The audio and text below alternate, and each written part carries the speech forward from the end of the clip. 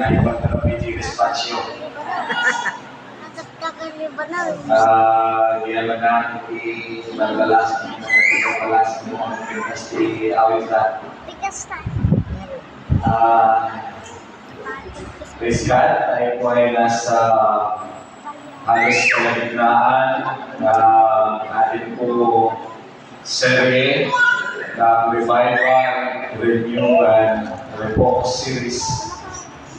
Patuloy na kayo po ay kumakapit at patuloy na hindi natitinag sa mga bigat ng salita at mga katotohanan ng ating pag-aaral.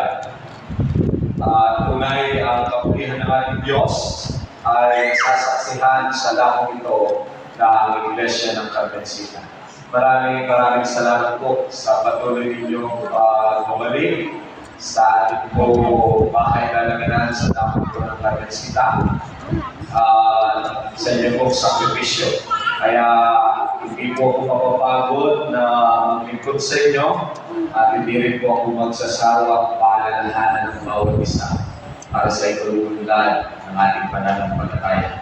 Tayo po ngayon ay dadako sa ating pong tema na ikatlo, Full Battle Gear for Survival. Ang digmaan natin ngayon, mga kapatid, ay hindi digma ang personal. Hindi din digma ang pisikal.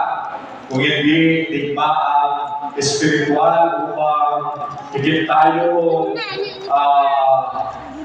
makita na ang pagkikipagbakan natin ay may tunay na kapanatagan sa ating Panginoon. Pag-aaralan natin ngayon, ang buong kasuotan at pandigmang kailangan natin.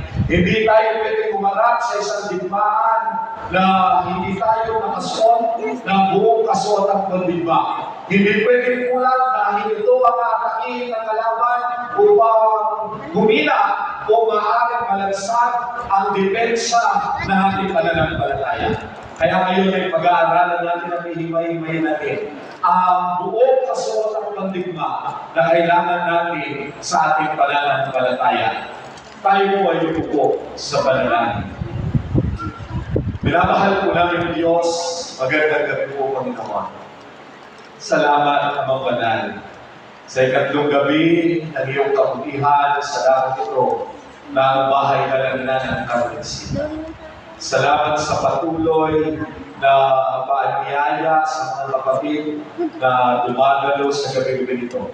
Salamat sa aming mga kaibigan, sa mga nanonood at nakikinig ng programang ito, Panginoon, na hindi napapagod, na patuloy na subaybayan ang serye ng pagpapalakas at pagpapatibay ng pananampalataya. Panginoon, salamat sa patuloy na pagpapahiram ninyo ng lakas at na katalinuhan buhat sa kalamitan sa inyong lingkod. Muli, Panginoon, nagsusumako ulit ako na makiusap, pahiram, Panginoon.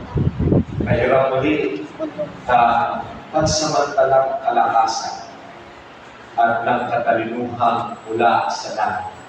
At sa isa'y kung may kapanatagan ang pag-aaral ngayong gabi patungkol sa buong kasuot ng pandigma upang mahanda ang bawat isa sa amin na suotod namin ito may kasigasigan kaglayang matibay na pananampalataya sa anumang laban kapag naisuot namin ito ay hindi kami matitinan.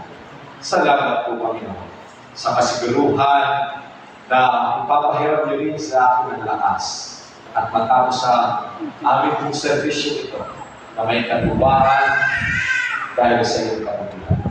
Ito po ang aking panalangin sa pangalan ng aming Panginoon Jesus. Amen.